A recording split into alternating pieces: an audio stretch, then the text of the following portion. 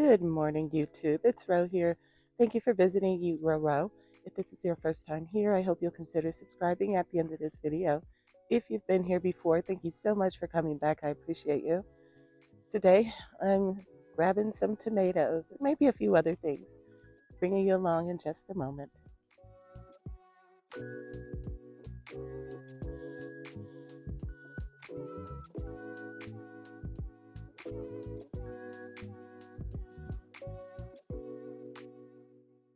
So I guess it's safe to say production has begun.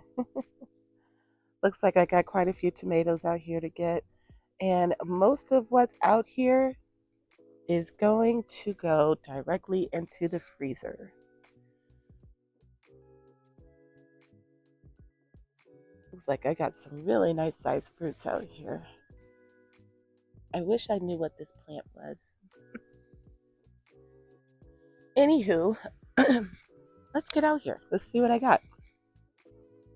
I'm really glad that I put some bean seeds out all those weeks ago. It's really nice to have these now to pick. These are the purple TP variety. These are one of my favorites. I always recommend them. I am somebody who's into slender beans. And these ones are pretty slender. I like French beans too. Those are slender as well. And I picked them when they're about this long. The great thing about beans too is how productive they are. The more you pick, the more they give you. Don't mind if I do.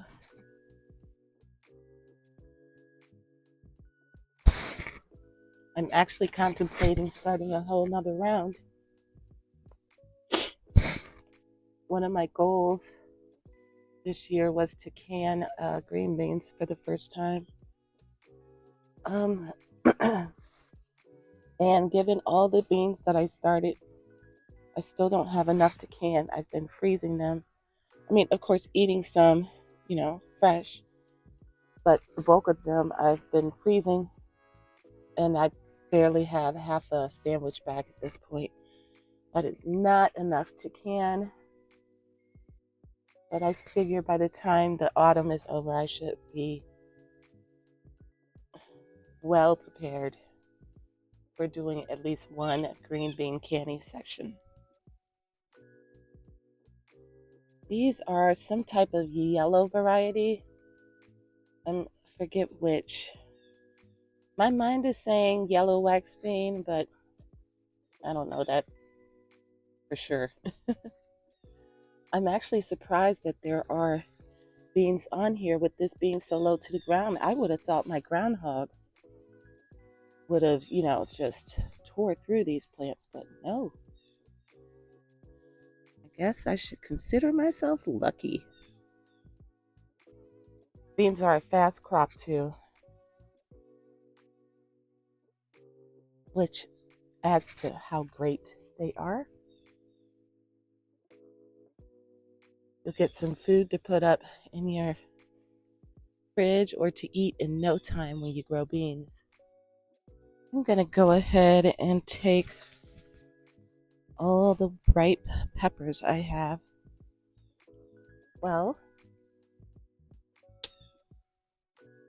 unfortunately, I don't know which is which, but that's okay. They'll still be delicious. I'm going to take these orange ones too.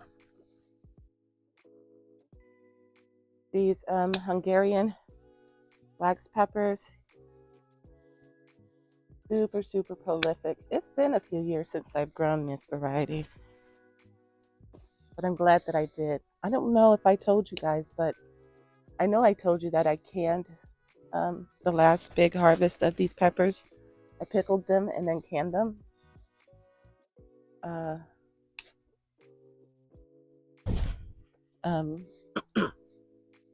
There's one more. Well, I finally got around to opening a jar and they're delicious. I loved it. I think I got to use the recipe um, from the National Center of Home Preservation. Pretty sure these little purple balls, these tomatoes, took forever to ripen, but they are finally ripe. And no, I don't know what variety they are, but aren't they beautiful?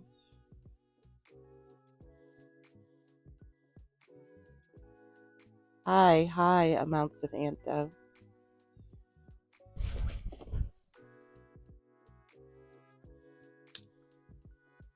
This might have been the purple boy green. Now that I come to think of it, because I know it's from a cutting that I had in the house that I grew over the winter, and that was one of them. But I'm only guessing, so I won't be saving seeds from that. All right, that looks good. Ooh, time now to grab my tomatoes. These are not perfectly ripe yet. However, I'm taking them anyway because, as anybody with a garden knows, um, our garden pests. So for me, that would be raccoons, groundhogs, squirrels, rabbits. Garden pests have an uncanny knack for snatching your fruits right before you were going to get them. This plant is the Domingo. These fruits are supposed to be way bigger than what this is, but uh, well, as you know, I neglected my plants, so yeah, they did not get as big as they could have. Next year, I have more seeds. This was the award-winning tomato for the world's largest tomato back a couple of years ago, I think it was. It's now since been beat, but I think the tomato that was grown, as I recall, was 10 and a half pounds. Guinness World Book of Records. Look it up. This plant here is giving me some relatively beefy tomatoes. Unfortunately, I'm going to have to go through my videos and try to figure out what variety this is. So for now, I'm just going to label these as mystery.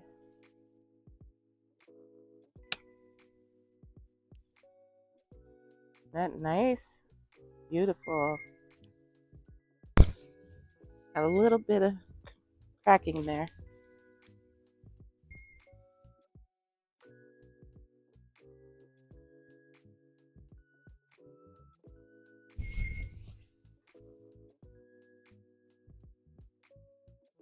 What's that?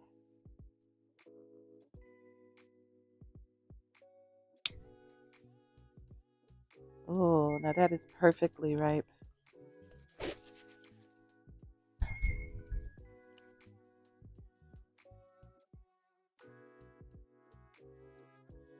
I don't know if I told you guys, but I am currently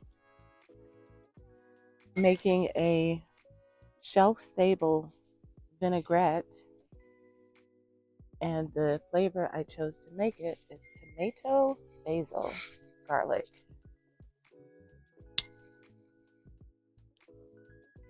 Why?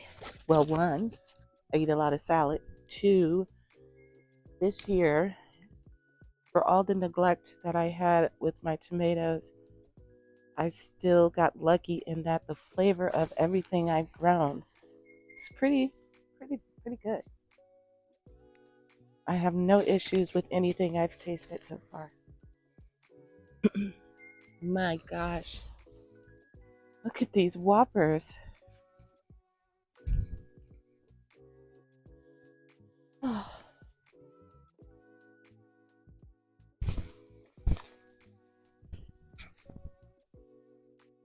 You know, I was just thinking about it. I did not see, and I hope I'm not jinxing myself, not a one. Oh, that's funky. Um, Not a one hornworm this year. Nope, not one.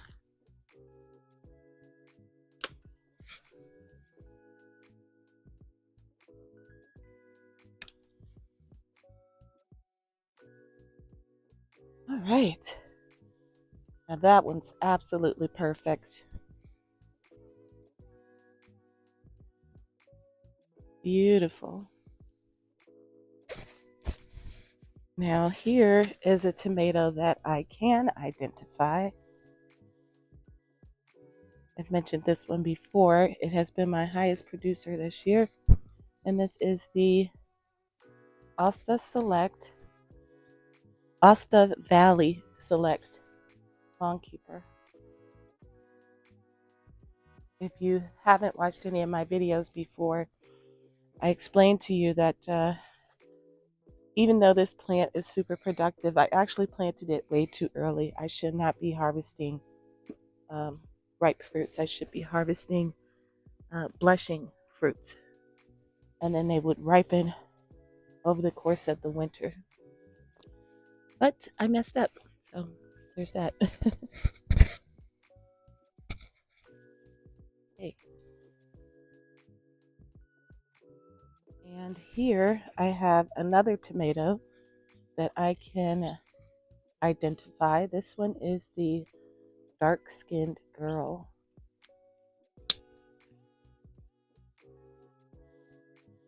Putting out some nice sized fruits. Super rare.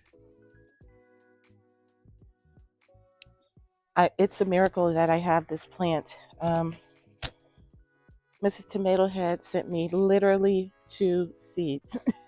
2. BSG. And well, you know, I got 1 plant. Yes. But I'm saving these seeds because this is a very tasty tomato. This is something up my alley. Although, as I say, I have only had 1 tomato that I absolutely did not care for, and that was the Yellow Canary Microdwarf, but there are plenty of people who love them. So always take people's opinions of tomatoes with a grain of salt, pun intended. Because you don't know. Your growing conditions are different.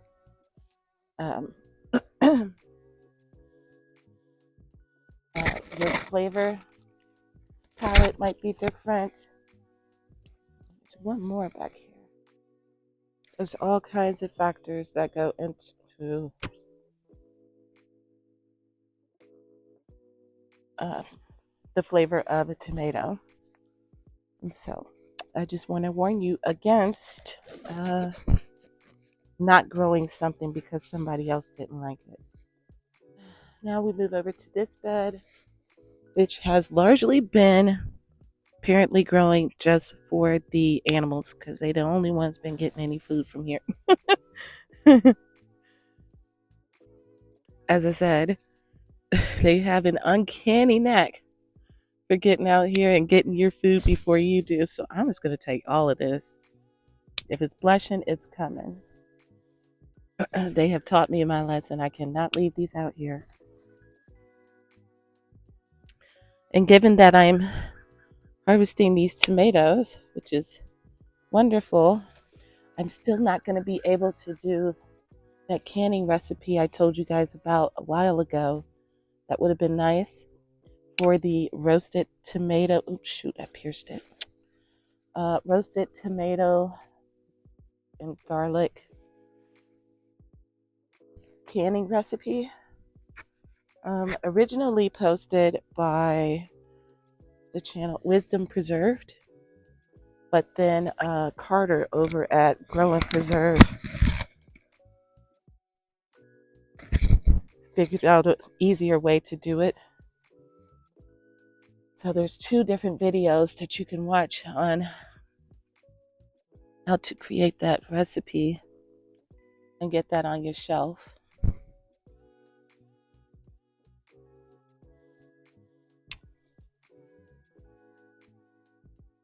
Ooh, my apron is getting really full over here. That's a good thing. I do have a nice big Tennessee bridges here. Look at that. Go off. Let's go ahead and write this one down.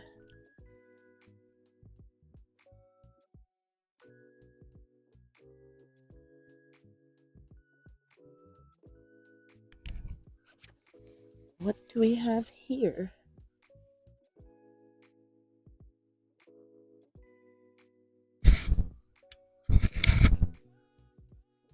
Butte. Let's see another one down here.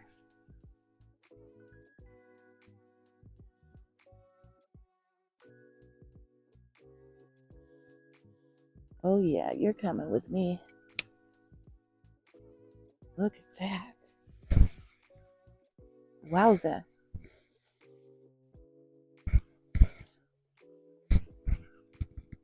All right, I think that does it for tomatoes, which is perfect. Oh, look at this. My mom was here.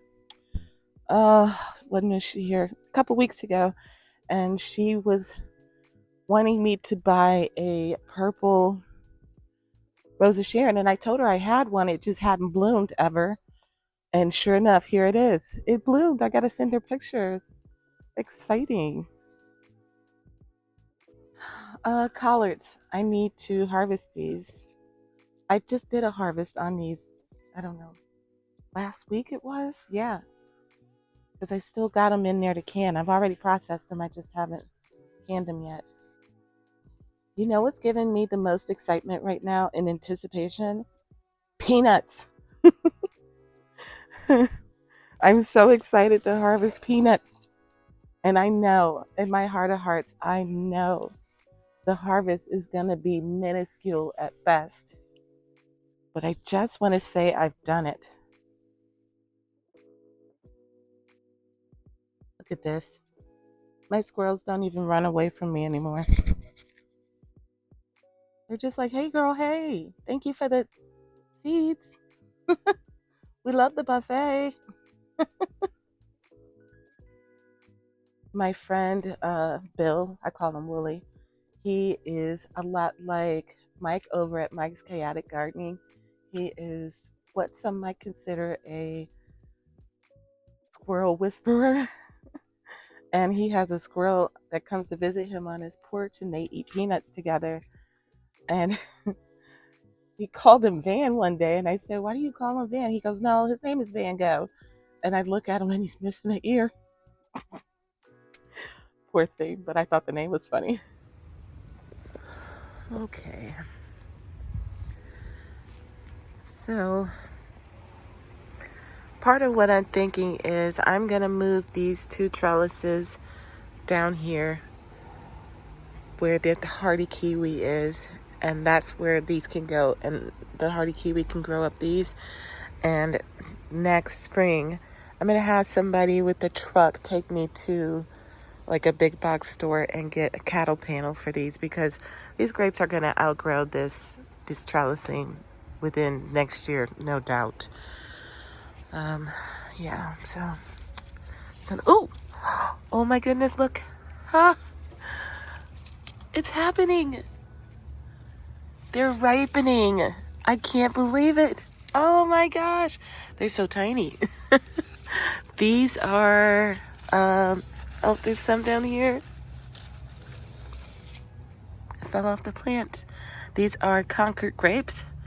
And it's lucky that I was watching RB the Garden Nanny. She has a video out recently. I think it's called Rainbow Garden Tour, I want to say.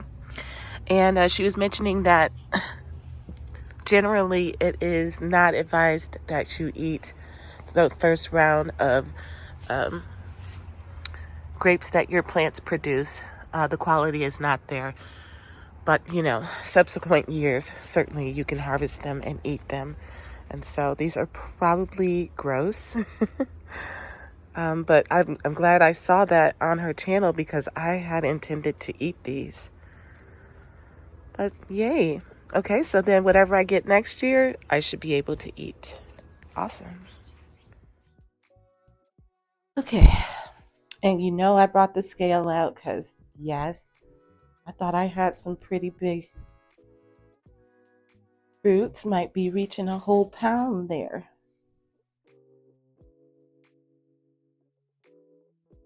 Felt like a pretty decent harvest, but we will see. Anyway.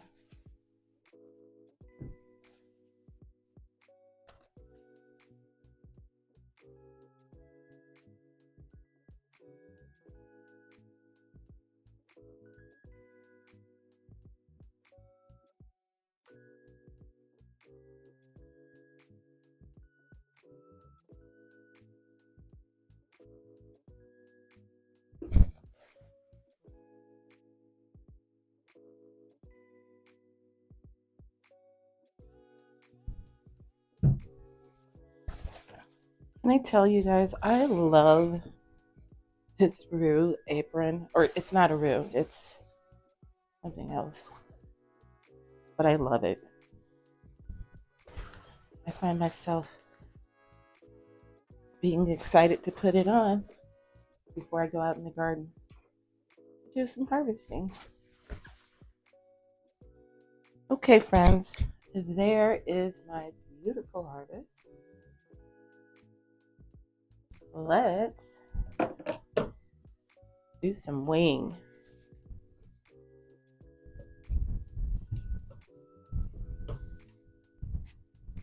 All right, there we go. That's good. All right, let's start with this big old dark-skinned girl. Look at her. Beautiful. I punctured it. Poop, poop, poop. But otherwise, gorgeous. Turn on my scale here.